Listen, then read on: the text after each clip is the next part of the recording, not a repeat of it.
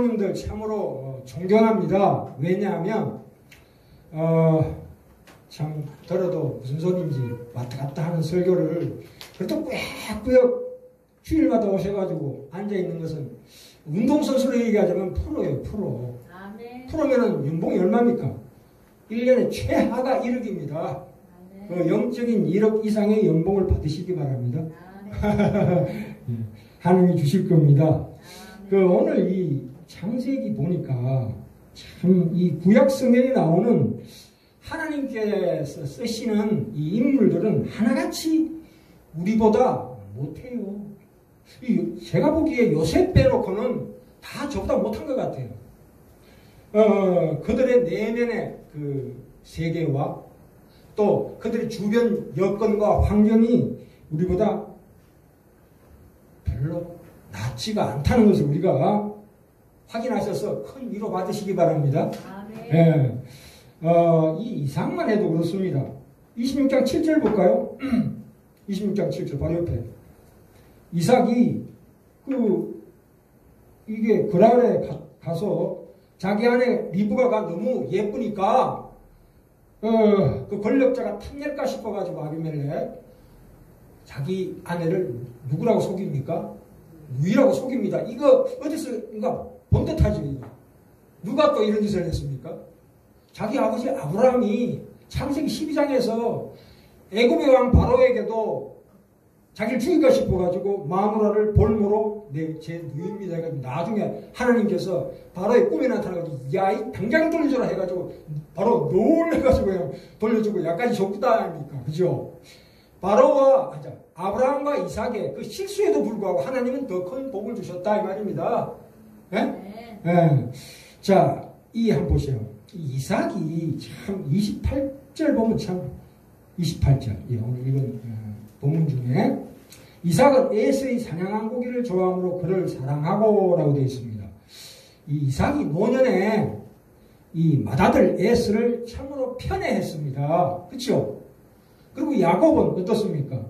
그 아내 리브가는 야곱을 사랑했습니다. 그래서 야곱이 말하자면 마마보이예요. 마마보이. 아주 내성적이고 그래서 이 29절에 보면 야곱이 죽을 수 없대요. 부어기를 했다는 얘기예요. 야곱이. 근데 에서는 사냥꾼이죠. 그래서 이 이삭이 노년에 이 자기의 유일한 낙이 뭐였냐면 에서가 잡아온 고기를 먹는 거예요. 오늘날에도 이 유별나게 자기 이 먹는 걸 밝히는 분이 있죠. 그 욕구불만이에요. 그거는. 그죠? 조상 대대로 내려오는 어떤 그 유전적인 그런 그걸 대리만족하는 거지요. 그래서 인간은 그 내면 세계 속에 참으로 그 다양한 그런 것들이 있어요. 근데 그 이유가 뭐냐면 누구나 갈등과 의심과 분노와 또 어떤 사리와 적개심이나 이런 것들이 다 있어요. 사람 내면 속에는. 누구나 다 있다고요. 보시다시피 이삭도 그렇고 야곱도 그렇고 해서 똑같아요. 인간은 다 똑같다. 신앙이 있다고 해도 똑같다. 이렇게 생각하시면 됩니다. 자, 그러면 한번 야곱의 가계도를 한번 따져봅시다. 아담이 죄를 지었잖아요. 하나님 앞에. 우리가 보통 죄라는 것은 우리가 도덕적으로 생각합니다. 이를테면 뭐 살인을 했다거나 뭐 남을 속였다거나 이런 거. 사실 그거는 죄의 열매예요. 이 도덕적인 죄, 뭐 살인이나 이런 것들은 열매라고요. 근데 열매를 보기 전에 먼저 뭘 봐야 됩니까? 그 씨앗을 봐야 되죠. 씨앗이 뭡니까? 아담이 스스로 하나님으로부터 독립한 거예요. 이 우주의 중심이 하나님이시고 그 하나님의 뜻에 따라 내가 변화되어야 되는 게 그게 나의 인생인데 또 불구하고 아담은 아예 일찌감치 하나님으로부터 독립해버렸습니다. 하나님과 관계가 끊어졌다 이 말입니다. 그렇죠? 독립하고 나니까 어떻게 됩니까? 이제는 자기만을 위해서 사는 거예요. 자기만을 위해서. 그러다 보니까 주변의 사람들이 전부 경쟁 상대가 되는 거예요. 그렇죠? 안 그렇습니까? 살아가려니까 이거 혼자서는 첫째 두려움이 내 마음을 음습하고 그 다음에는 어떤 뭡니까? 방황하게 되는 거예요. 끊임없이 자기 자신의 욕구를 채우기 위해서 우리 주변 관계를 전부 나의 이익의 도구로 삼는다는 거죠. 그렇죠? 그래서 이 죄라는 것은 그 씨앗은 뭐냐면 하나님 품을 떠난 거예요. 이게 바로 죄의 씨앗이라고요. 그 뿌리는 뭡니까? 이게 두려움이고 방황이죠. 그렇죠? 이 야곱도 무지하게 방황을 합니다. 예. 자, 그리고 이 열매는 뭡니까? 그로 말미암는 여러 가지 우리 마음속에 일어나는 부정적인 그 어떤 측면들이 있잖아요. 그렇죠? 나무 미워지고 질투하고 시기하고 그런 것들이 다 뭡니까? 이 씨앗에서부터 뿌리로부터 내려오는 열매예요. 열매만 제거하면 안 된다 이거예요.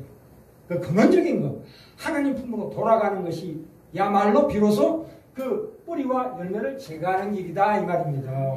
그게 한순간에 이루어지는 거 아닙니다. 절대로.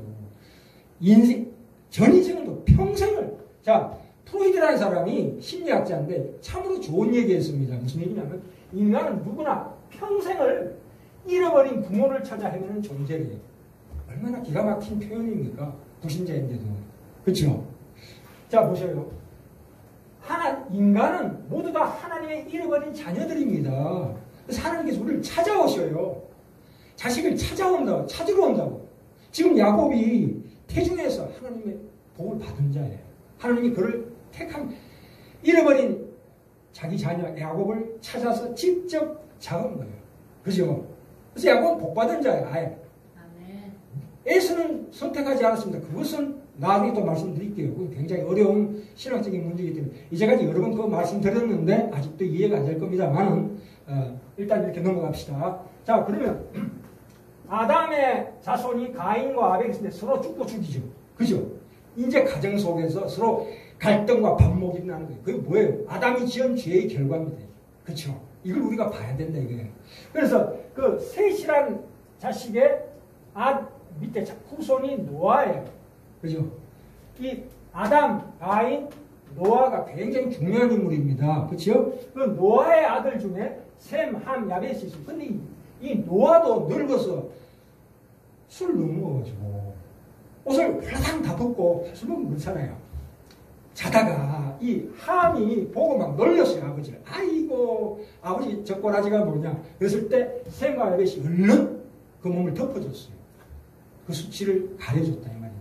그래서 하나님은 셈과 야벳을 굉장히 사랑하십니다. 그렇죠? 우리의 자유의지로 의해서 그렇게 되는 거거든요. 그래서 보통 셈은 그 아시아 민족의 조상이 된다고 봅니다. 대강. 야벳은 유럽. 이 함은 뭐 아프리카로 갔는지 어떤지 모르겠습니다. 하여튼 자우지는. 그건 다음에 밝힐게요. 자, 그러면 이 셈의 자손 중에 데라가 있어요. 데라는 우상숭배하던 자입니다. 데라가 누구냐면 아브라함의 아버지입니다. 예전에 우리가 확인했죠. 그 고향 갈대아우를 떠나서 가나안으로 가라고 하나님이 명령을 내렸을 때 아브라함이 따라 뭣도 모르고 나온 겁니다. 뭣도 모르고. 갑자기 꿈에서 하나님이라는 분이 나타나셔가지고 나가! 그랬더니 놀래가지고 나간 거예요. 믿음이 있어서 나간 게 아니고. 그 말씀 들었죠? 우리의 신앙도 그렇잖아요. 뭘 알고 뭐 신앙생활 합니까? 아무래도 하나님 살아계신 것 같으니까 불안하니까 이제 신앙생활 하는 거 아니겠어요? 그죠? 똑같은 원리입니다. 그래서 우리가 신앙이 있다고 할지라도 이런 마음의 갈등이 많아요. 그 가게에서 내려오는 이게 완벽하게 없어지지는 않습니다. 그래서 아브라함의 자식이 이삭입니다. 이 사라가 아브라함의 아내 사라가 누구를 편애했다고요? 이삭을 특별히 사랑했습니다. 왜냐하면 100세 얻은 자식인데 어떻게 키웁니까? 그래서 이삭은 굉장히 그 내성적인 사람이에요. 야곱하고 비슷해요. 그래서 이삭이 야곱을 볼 때는 자기 모습 보는 것 같아. 그러니까 싫어. 그렇지 안 그렇습니까? 그죠? 부모도 자기하고 닮은 사람 보면 싫어지는 거야. 괜히 외국 나가서 나하고 똑같은 옷 입는 사람 보면 피하잖아. 그렇죠? 그와 마찬가지예요. 그래서 이삭은 자연적으로 그 인간의 본능에 의해서 죄의 본능에 의해서 에서를 사랑하게 되는 거라고. 그런데 나중에 야곱이 집을 떠날 때 말하자면 쫓겨난 거죠. 쫓겨날 때 그때서야 비로소 야곱을 통해서 야곱이야말로 나를 닮았는데 얘가 나가서 참으로 진정한 하나님을 찾기 원하고 축복했습니다. 그렇죠? 네? 이 보세요.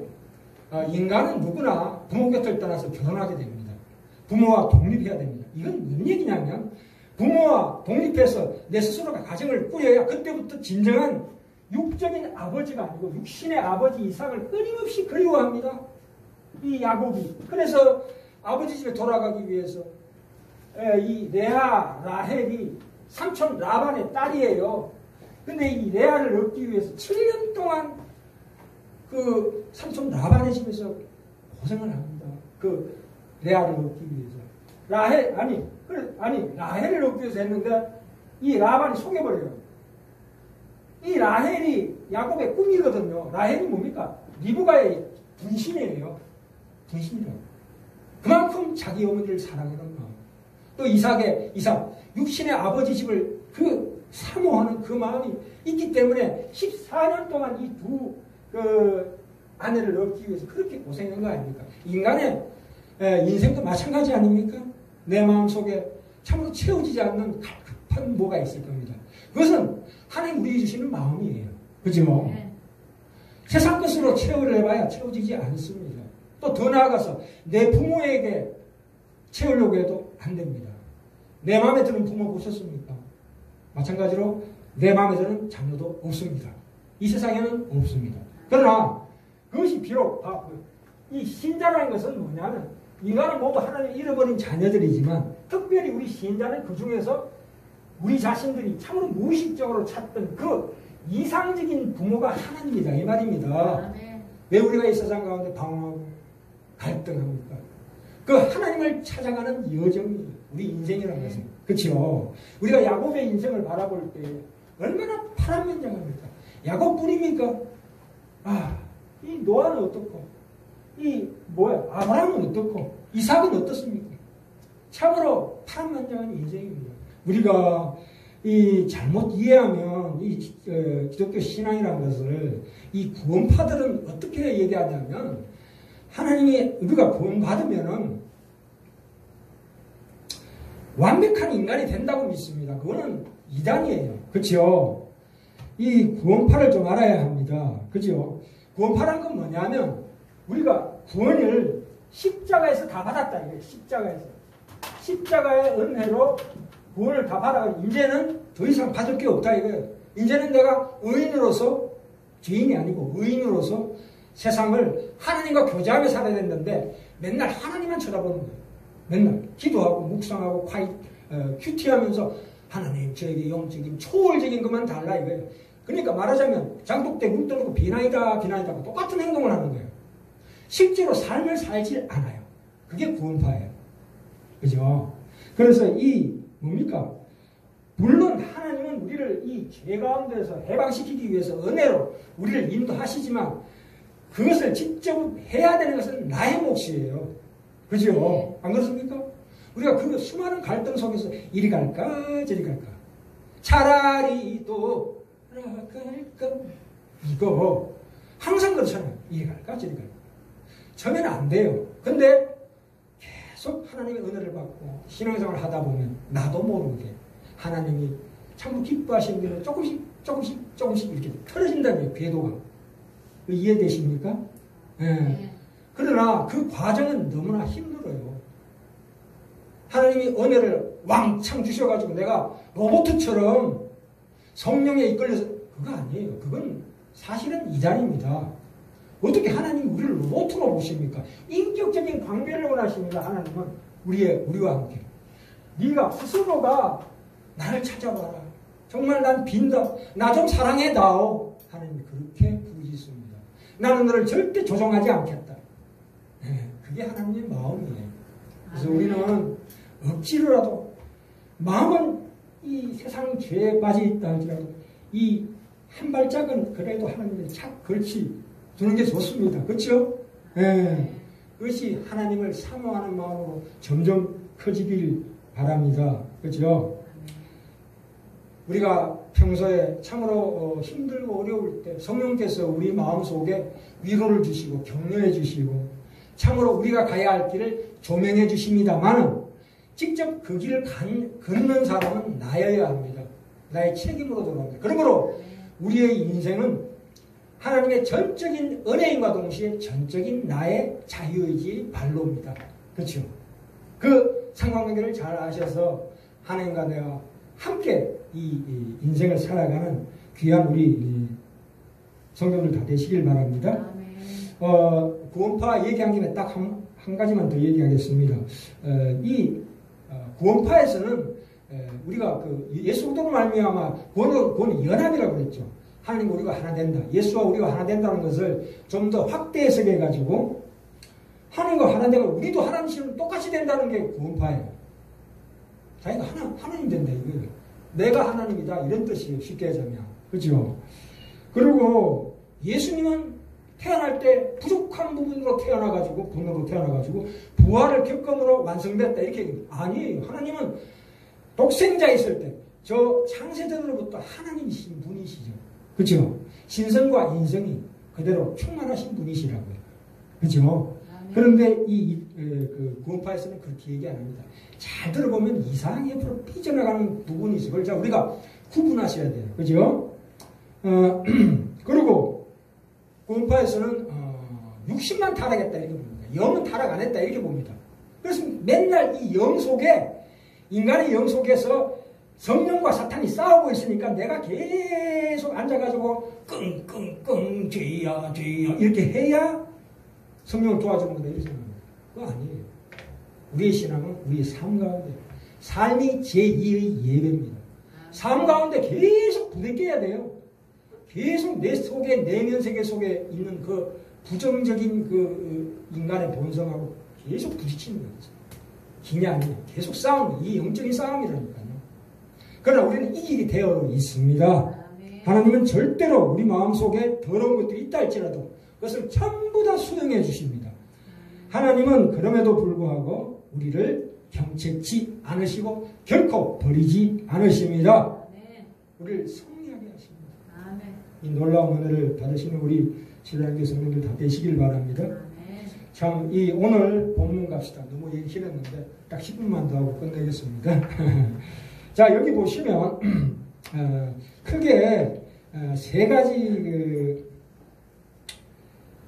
가지 우리가 의문점이 있는데요. 여기 보시면 아니 어떻게 된 게 전부 왜 이렇게 애 못 낳는 여자들이 많습니까? 그죠? 예? 아니 아브라함의 아내 사레도 애를 못 낳았다가 아브라함이 100세가 되었어야 이삭을 낳은 사건부터 이 야곱이 사랑했던 이 라헬도 애를 못 낳아서 헤맸어요. 그래서 어떻게 됩니까? 그 레아가 주는 빌하라는 첩, 라헬이 주는 실바라는 첩하고 4명의 아내를 거느렸어요.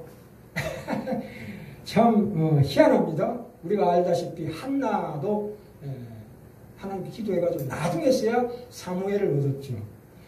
이것은 뭐냐? 이게 무슨 얘기냐면 하나님이 우리에게 주실 복을 하나님께서 정하신다 이 뜻입니다. 하나님께서 정하신다. 우리가 여자가 결혼해서 과거에는 그랬어요. 애를 못 낳는다는 것은 큰 저주입니다. 큰 위기예요. 근데 그 위기임에도 불구하고 나중에 하나님께서 임신을 하게 하시잖아요. 더 좋은 길로 이끌어 주셨다 이 말입니다.